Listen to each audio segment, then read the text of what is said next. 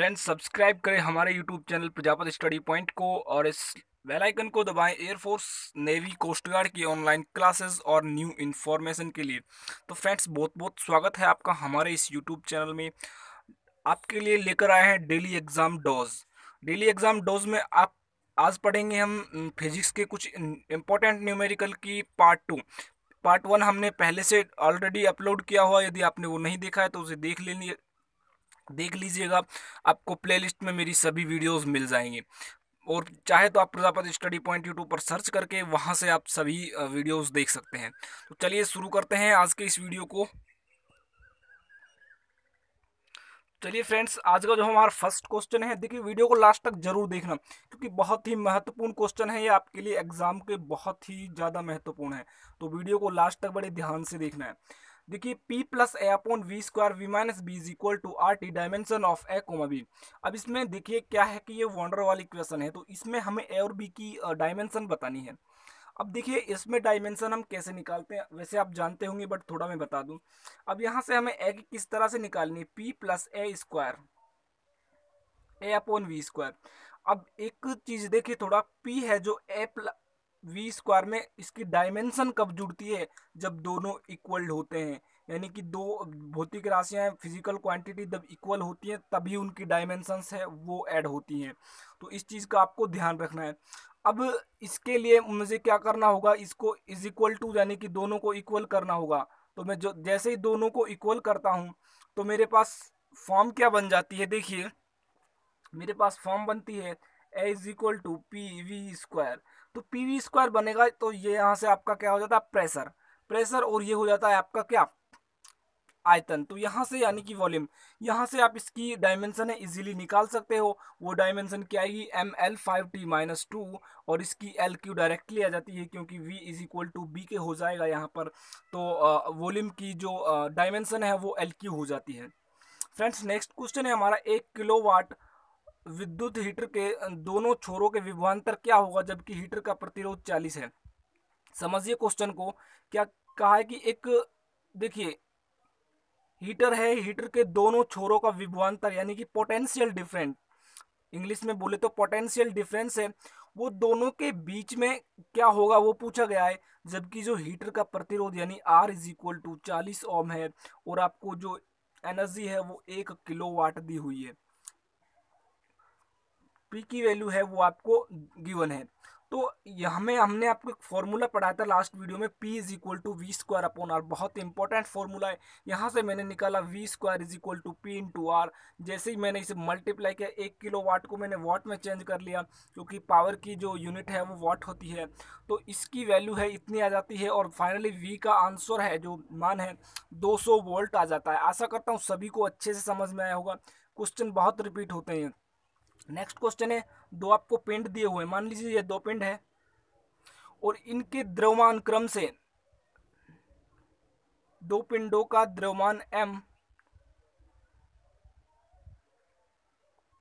भाई क्वेश्चन थोड़ा मिस्टेक हो गई है। चलिए फ्रेंड्स ये क्वेश्चन है, ये थोड़ा गलत लिखा गया है तो मैं इसे छोड़ देता हूँ। नेक्स्ट क्वेश्चन करते हैं। नेक्स्ट क्वेश्चन है, देखिए सी फेरड धारिता वाला संधारित्र जिसकी 200 वोल्ट क्या है, धारिता है, तो संचित ऊर्जा क्या होती। अब देखिए आपको सभी संचित ऊर्जा के बारे में पता होना चाहिए, 1/2 CV स्क्वायर या क्यू स्क्वायर अपॉन 2C।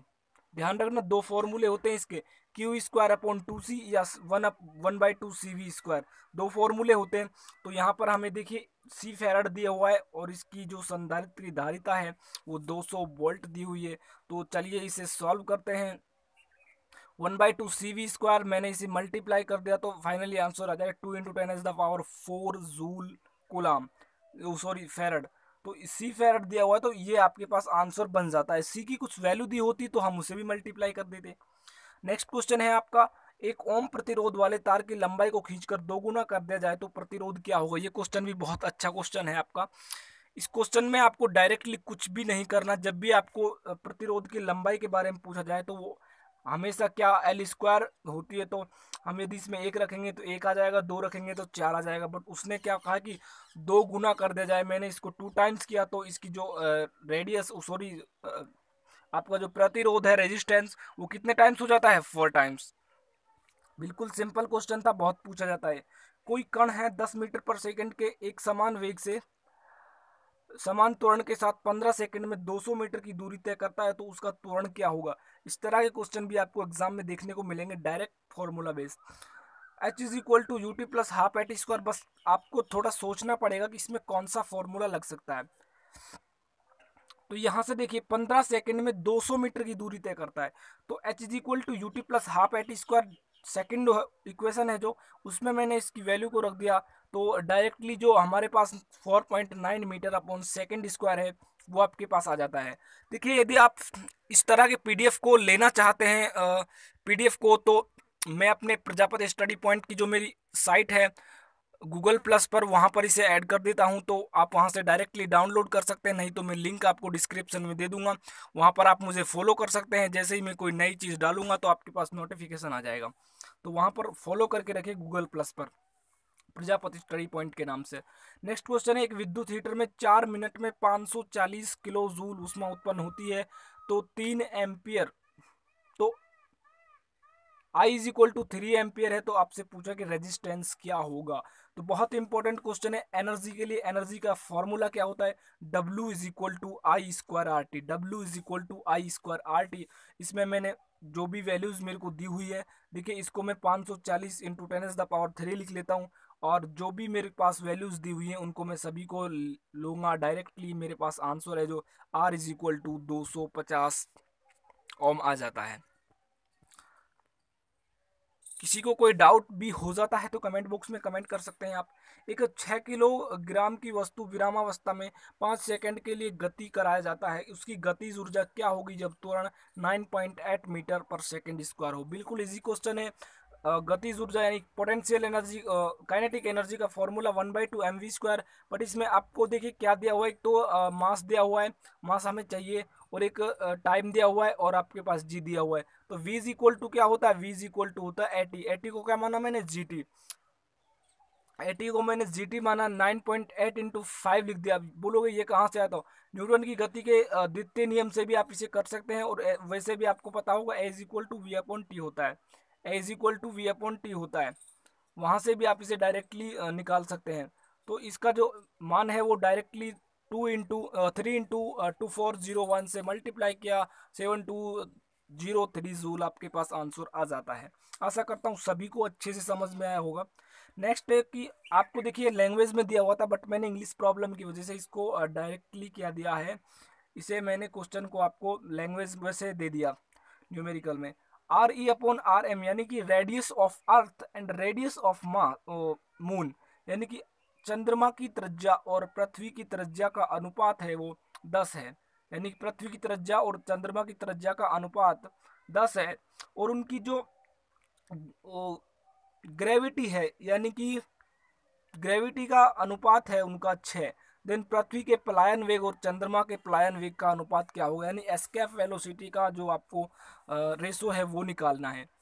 देखिए v इज इक्वल टू क्या होता है, √2g। अब जो वैल्यूज आपको दी है इनको दोनों को रेशो में चेंज कर लीजिए। रेशो में 2 से 2 कैंसिल हो जाता है मेरा, और जी आर ई और GM/RM ये अब मेरे पास बच जाता है। मैं इसमें वैल्यू रखता हूँ टू 10⁶।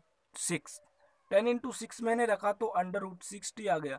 अब या तो आपके पास ऐसे ही वैल्यूज मिलेगी, नहीं तो इसे आप थोड़ा और कन्वर्ट कर सकते हैं 2 × 15, और चाहे तो अप्रोक्सीमेट 8 लिख सकते हैं, इसे अप्रोक्सीमेट 8। तो ये क्वेश्चन था आपका 9वां। आज का जो लास्ट क्वेश्चन है वो सॉल्व करते हैं। अभी तक आपने वीडियो को यदि लाइक नहीं किया है तो लाइक करना बिल्कुल ना भूलें, क्योंकि देखिए आपके लाइक से हमारा हौसला बढ़ता है। और तो चलिए दूसरे क्वेश्चन की ओर चलते हैं। पृथ्वी के तल से किस ऊंचाई पर g है जो g/4 हो जाएगा। बहुत दोनों न्यूमेरिकल है, बहुत इंपॉर्टेंट न्यूमेरिकल है। g पृथ्वी के किस तल ऊंचाई पर g है जो g/4 हो जाएगा। g/4 इज इक्वल टू, हम जानते हैं g/1 + h/r का होल स्क्वायर होता है। अब g से g कैंसिल हो जाता है, और ये इसके क्या है, बिल्कुल इसके इक्वल टू में है, मैंने इसको इज इक्वल टू रखा। तो यहाँ पर देखिए 1+h/r² = 4 है, 1+h/r = 2 आ जाता है, h/r है जो 1 हो जाता है, यानी h = r के हो जाता है। जब h = r के हो जाता है, यदि आपसे यही पूछा जाएगा और यदि आगे भी पूछा जाए तो r की वैल्यू क्या होती है, यानी कि पृथ्वी की त्रिज्या होती है 6400 किलोमीटर। 6400 किलोमीटर। आशा करता हूँ पूरी वीडियो आपको अच्छे से समझ में आई होगी। यदि अब भी आपको कोई भी डाउट रह जाता है तो कमेंट बॉक्स में कमेंट करके बताएं, और वीडियो को शेयर करना बिल्कुल ना भूलें, क्योंकि आपको शेयर इस वीडियो को करना चाहिए। आपका फ़र्ज बनता है वीडियो को कम से कम 1-2 आपके व्हाट्सएप ग्रुप और फेसबुक वगैरह पर शेयर करने का। और आज की वीडियो में बस इतना ही। मिलते हैं हमारी नेक्स्ट वीडियो में किसी नेक्स्ट एग्जाम डोज के साथ। जय हिंद, जय भारत।